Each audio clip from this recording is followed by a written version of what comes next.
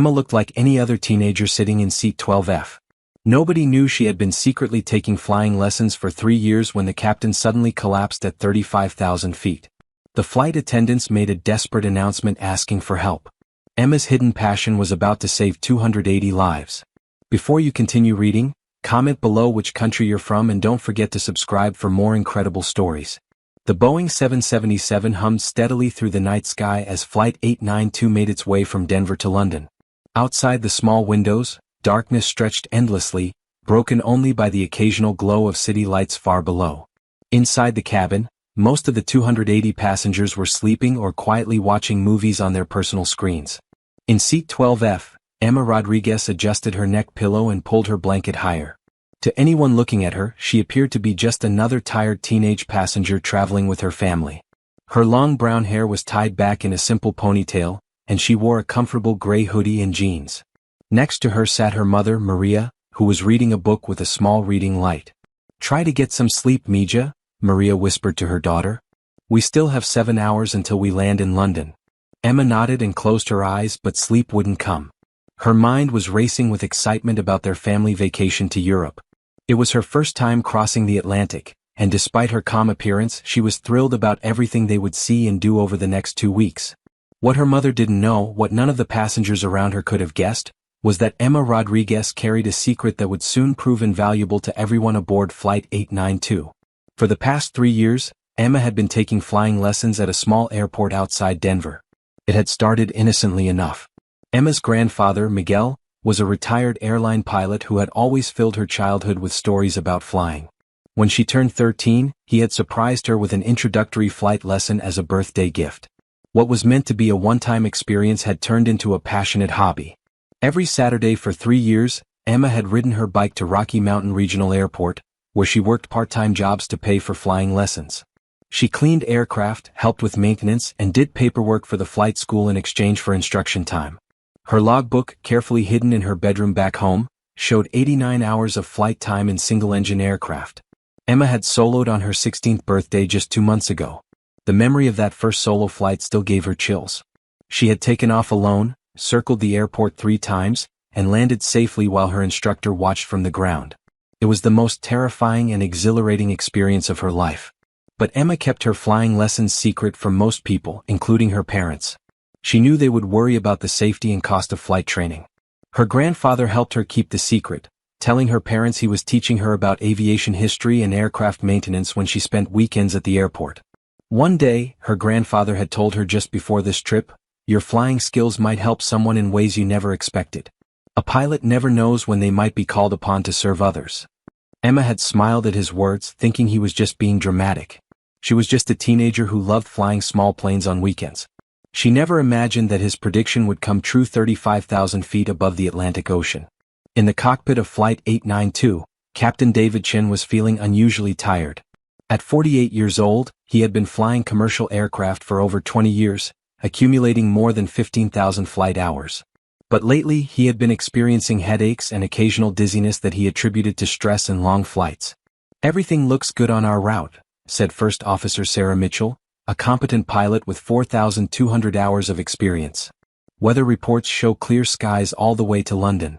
Captain Chin nodded and checked his instruments. The Boeing 777 was performing perfectly, flying smoothly at 37,000 feet with all systems functioning normally. But as he reached for his coffee cup, a sudden sharp pain shot through his head. "Are you okay, Captain?" Mitchell asked, noticing him wince. "Just a headache," Chin replied, rubbing his temples. "I'll be fine." But the pain was getting worse. Chin tried to focus on his instruments, but his vision was becoming blurry. He felt dizzy and nauseous and his hands were starting to shake. "Sarah," he said quietly, "I think something's wrong. I'm feeling very dizzy and—" Before he could finish his sentence, Captain Chin slumped forward in his seat, unconscious. His hands fell away from the controls, and his breathing became shallow and irregular. "Captain?" Mitchell shouted, shaking his shoulder. But there was no response. Chin was completely unconscious, and Mitchell realized with horror that she was now the only conscious pilot on an aircraft carrying 280 people. Mitchell immediately took control of the aircraft and activated the autopilot to maintain stable flight. Her hands trembled as she reached for the radio to declare an emergency. "Mayday, mayday, mayday," she transmitted. This is British Airways Flight 892. We have a pilot incapacitation emergency. Captain is unconscious. Requesting immediate assistance. The response came quickly from Air Traffic Control. Flight 892, this is Gander Control. We copy your mayday. What is your current situation and requirements? Gander Control, Flight 892. Captain Chin is unconscious and unresponsive. I am First Officer Mitchell assuming command. We need medical assistance and priority handling for emergency landing.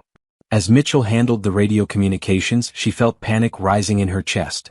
While she was qualified to fly the Boeing 777, she had never been the pilot in command on a transoceanic flight. The responsibility for 280 lives now rested entirely on her shoulders. In the cabin, Senior Flight Attendant Janet Williams received the emergency call from the cockpit.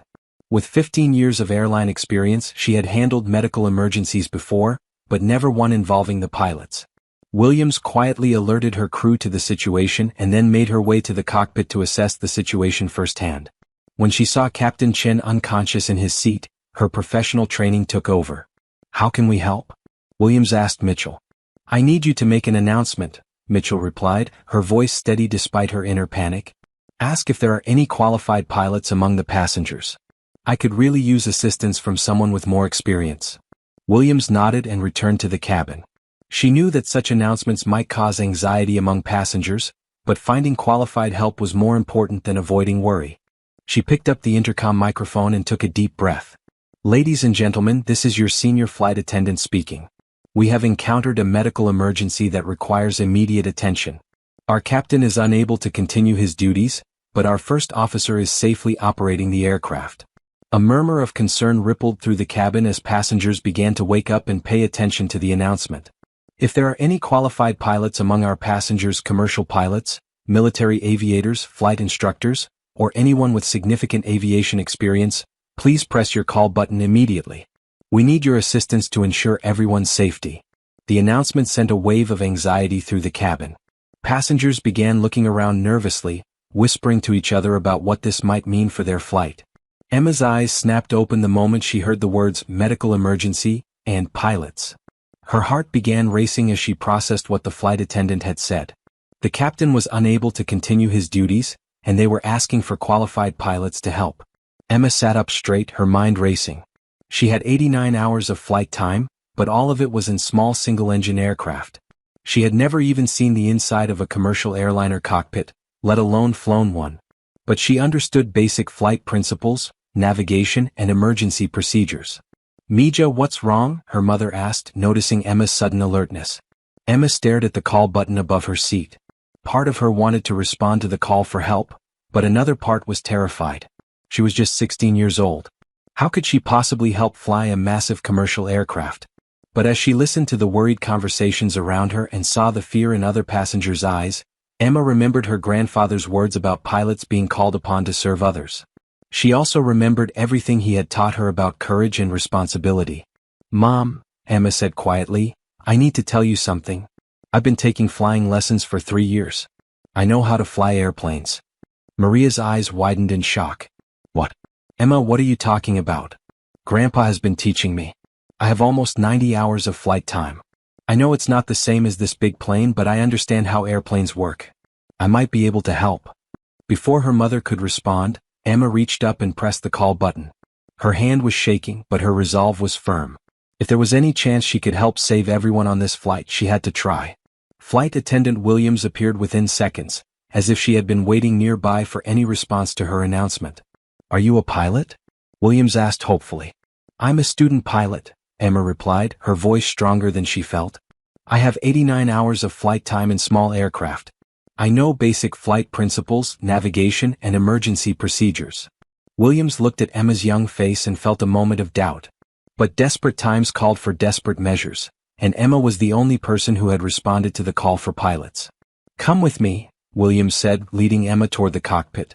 As they walked through the cabin, other passengers stared at Emma in disbelief. She looked so young, so ordinary. How could a teenager possibly help fly a commercial airliner? Are you sure about this? Maria called after her daughter, but Emma was already following the flight attendant toward the front of the aircraft. When Emma entered the cockpit, she was overwhelmed by the complexity of the instrument panel. The Boeing 777 cockpit had hundreds of switches, displays, and controls, far more complicated than the simple instrument panel of the Cessna 172 she was used to flying. But as her eyes adjusted to the cockpit environment, Emma began to recognize familiar elements. The basic flight instruments, airspeed indicator, altimeter, heading indicator, were similar to those in smaller aircraft, just more sophisticated. "I'm Emma Rodriguez," she said to First Officer Mitchell. "I'm a student pilot with 89 hours in single-engine aircraft." Mitchell looked at Emma with a mixture of hope and concern. "I'm Sarah Mitchell, First Officer. How much do you know about commercial aircraft operations?" "Nothing about commercial aircraft specifically," Emma admitted honestly. "But I understand basic flight principles, navigation, and emergency procedures. I can read instruments and understand radio communications." Mitchell nodded. Having any assistance, even from a student pilot, was better than flying alone across the Atlantic with an unconscious captain. "Okay, Emma. Here's our situation. Captain Chin is unconscious. We think he had a stroke or heart attack. We're about 4 hours from the nearest airport where we can land. I need someone to help me monitor instruments, handle radio communications, and assist with emergency procedures." Emma studied the instrument panel, trying to relate what she saw to her training in smaller aircraft. "What's our current altitude, airspeed, and heading?" "We're at 37,000 feet, flying at 520 knots, heading 045 degrees toward London," Mitchell replied, impressed that Emma knew to ask for the basic flight parameters. "Fuel remaining?" Emma asked, continuing her mental checklist. "About 8 hours at current consumption rate," Mitchell answered. "More than enough to reach London or divert to Ireland if necessary." Emma felt some of her nervousness fading as she focused on the technical aspects of flying. "What can I do to help?" Mitchell explained that she needed Emma to monitor certain instruments while she handled the primary flight controls and radio communications. Emma's job would be to watch for any changes in engine parameters, fuel flow, or system warnings and report them immediately. "I've never seen instruments this complex," Emma said, "but I understand the basic principles. Just show me what to watch for." For the next hour, Mitchell taught Emma how to read the Boeing 777's instrument displays. Emma proved to be a quick learner, asking intelligent questions and demonstrating a solid understanding of basic flight concepts. "You're doing great," Mitchell told her. "Your grandfather taught you well." Emma smiled, thinking of Miguel and wishing he could see her now. He always said that flying skills are universal. The principles are the same whether you're in a Cessna or a Boeing. As they flew through the night, Emma and Mitchell worked together to monitor the aircraft's systems and maintain communication with air traffic control. Emma's young mind absorbed information quickly, and she soon became comfortable with the cockpit environment. But their biggest challenge was still ahead. Eventually, they would have to land the aircraft, and that would require skills that Emma had never practiced in anything larger than a Cessna 172. "Emma," Mitchell said as they flew over the Atlantic, "I need to ask you about landing experience. Have you ever landed an aircraft in challenging conditions?" Emma thought about her training. "I've landed in crosswinds at night and during my first solo flight. My instructor always said that a good landing starts with a good approach. The principles should be the same, right?" "The principles are the same," Mitchell agreed, "but the scale is much different. This aircraft weighs 300 times more than a Cessna, and will be approaching at much higher speed." As dawn began to break over the Atlantic, Captain Chin started to show signs of regaining consciousness. Dr. Patricia Lawson, a passenger who had volunteered to provide medical care, reported that his vital signs were stabilizing. "He's waking up," Dr. Lawson announced from behind the captain's seat. "But he's very confused and disoriented. I don't think he should resume flying duties." Mitchell nodded. Even if Captain Chin regained consciousness, it would be unsafe for him to resume control of the aircraft in his current condition. "Emma," Mitchell said, "it looks like we're going to see this through together. Are you ready to help me land this aircraft?" Emma looked at the instrument panel, then out at the sunrise painting the sky in brilliant colors. She thought about her grandfather, her flying lessons, and all the people counting on them to get safely to the ground. "I'm ready," she said, and meant it. Air traffic control began giving them vectors for their approach to London Heathrow Airport. Emergency crews were standing by, and the airport had cleared other traffic to give Flight 892 priority. "Flight 892 London approach. Turn left heading 270, descend and maintain 10,000 feet.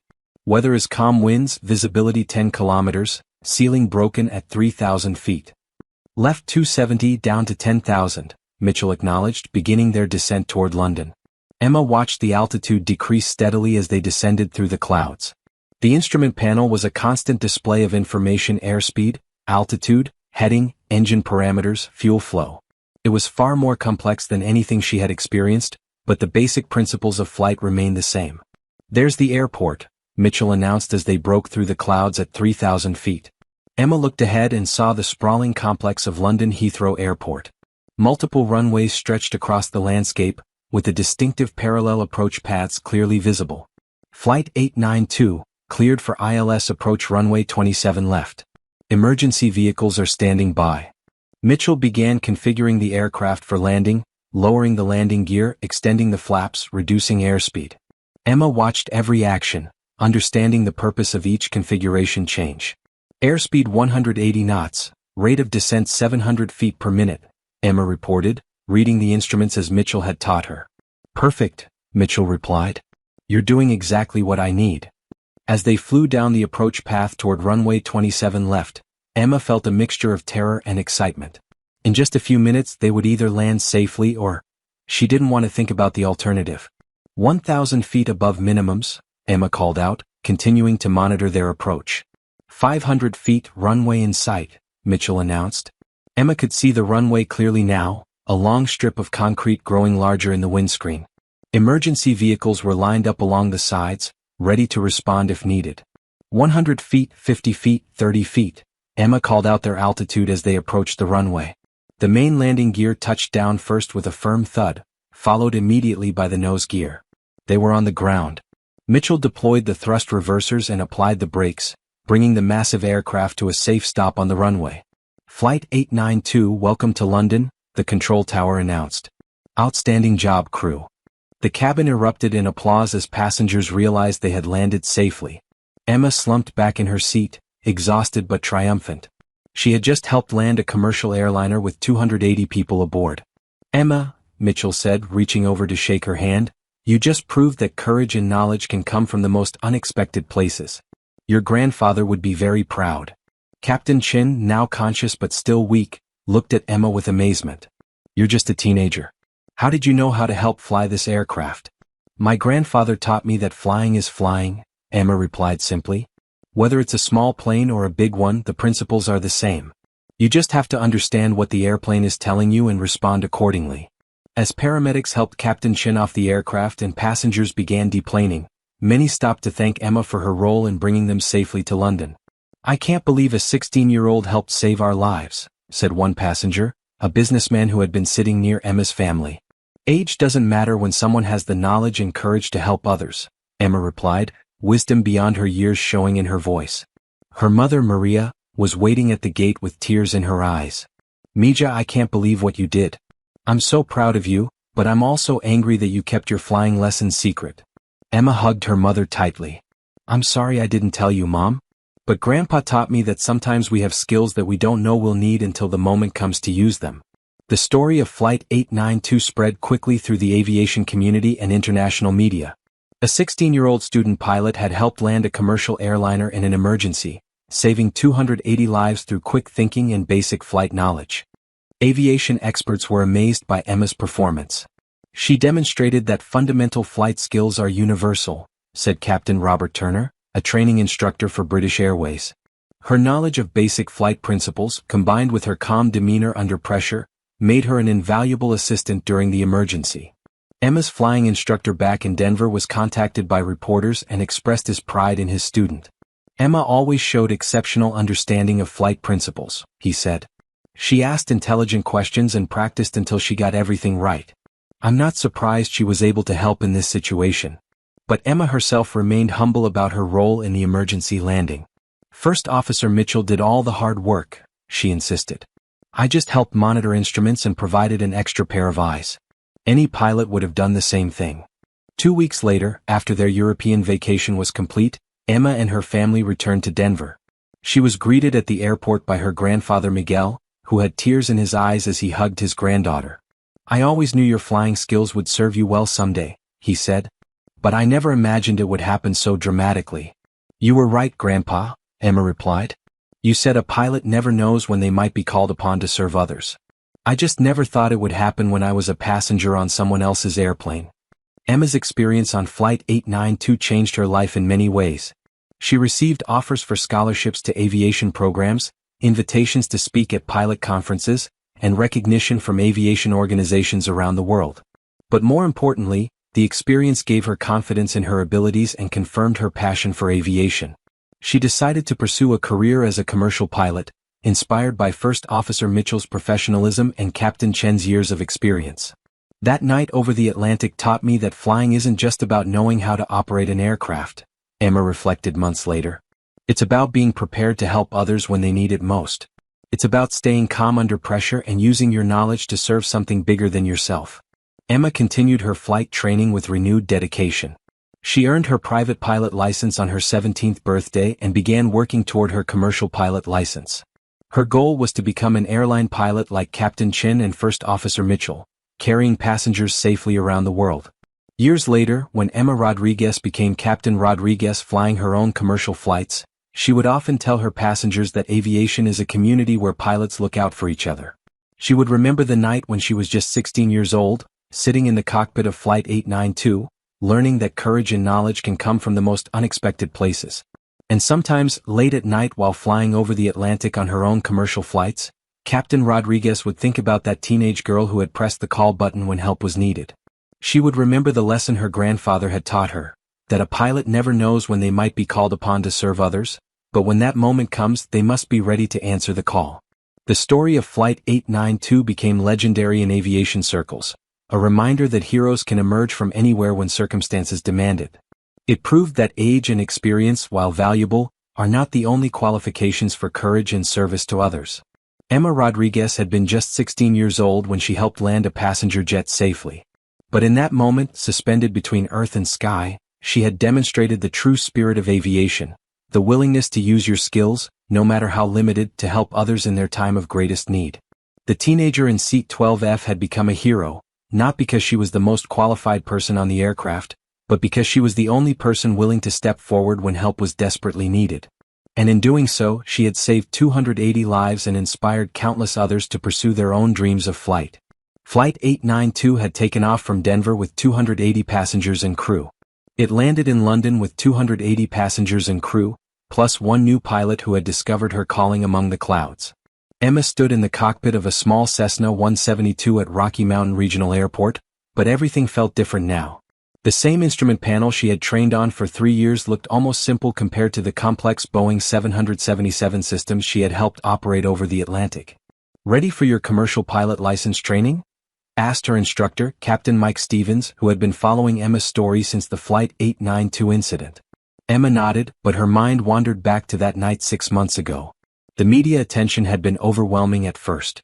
News crews had camped outside her house for weeks. Aviation magazines wanted interviews. Flying schools offered scholarships.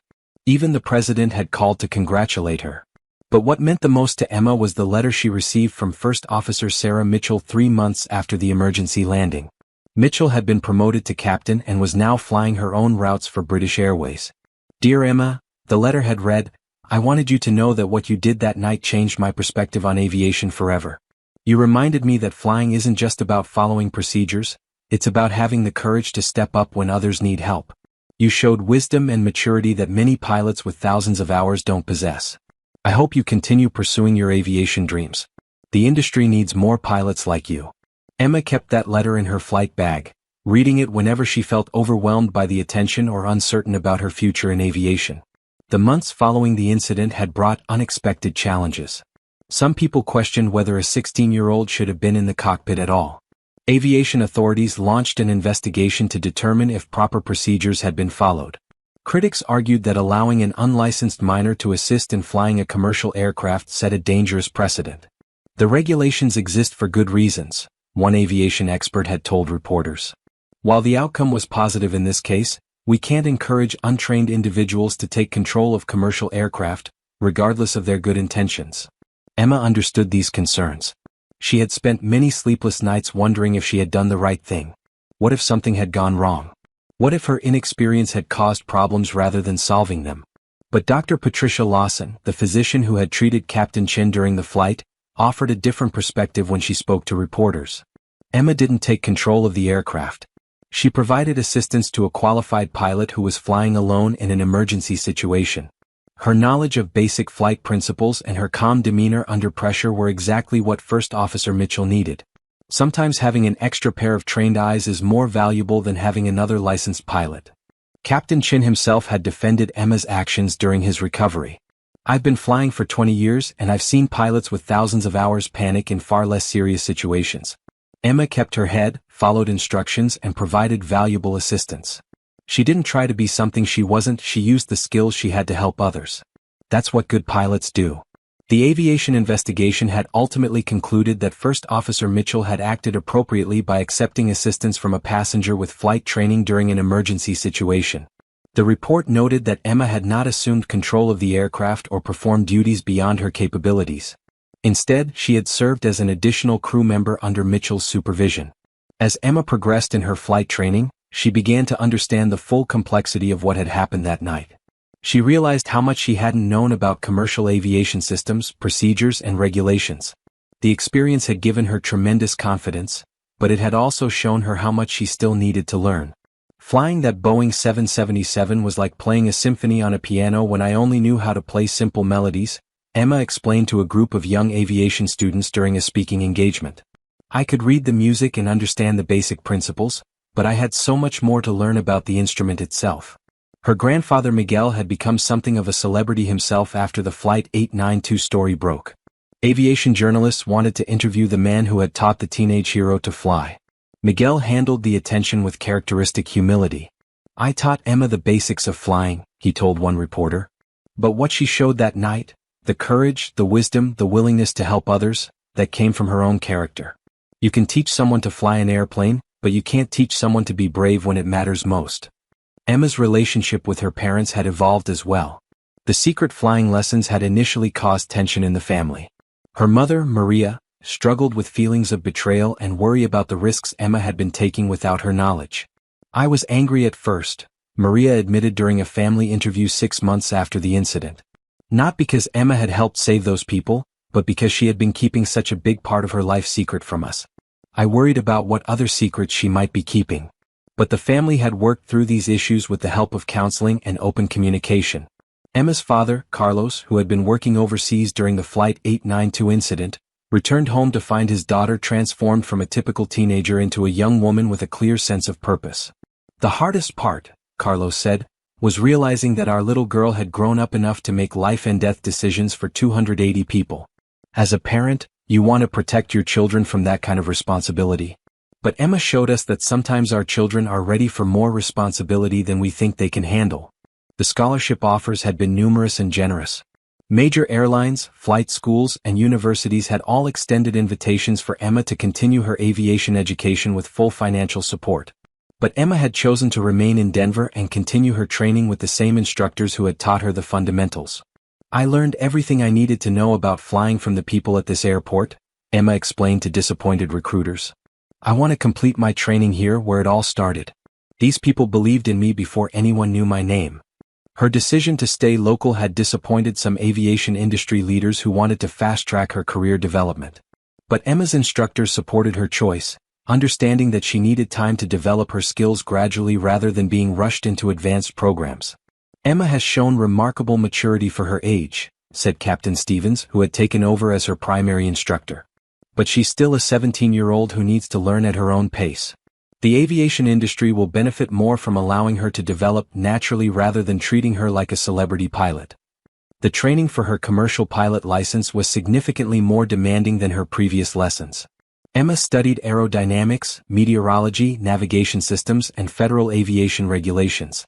She learned about aircraft performance, weight and balance calculations, and emergency procedures for various aircraft types.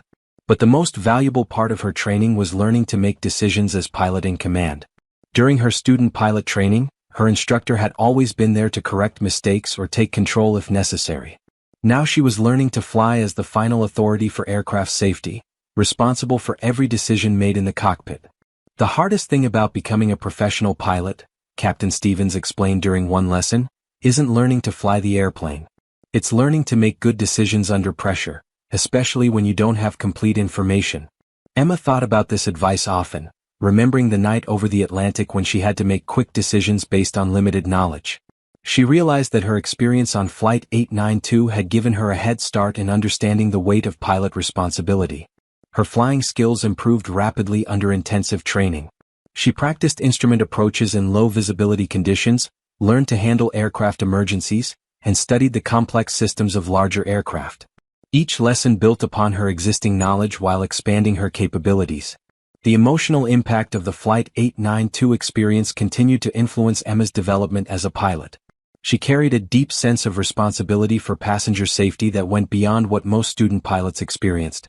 Every training flight reminded her of the 280 people who had depended on her assistance that night. "I never want to be in a situation where I'm not prepared to help," Emma told her instructor during a particularly challenging lesson on emergency procedures.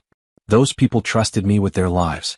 I have to make sure I'm worthy of that trust if it ever happens again." This sense of responsibility drove Emma to excel in her studies, but it also created pressure that sometimes interfered with her learning. Her instructors had to help her understand that perfection wasn't achievable in aviation. The goal was to be as prepared as possible while remaining calm and adaptable when unexpected situations arose. As Emma's 18th birthday approached, she began making plans for her career in commercial aviation. Several airlines had already expressed interest in hiring her once she completed her training and met the minimum experience requirements. Her story had made her one of the most recognizable aspiring pilots in the industry.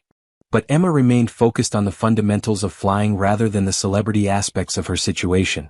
She understood that her experience on Flight 892 had opened doors, but her future success would depend on her skills, professionalism, and dedication to safety.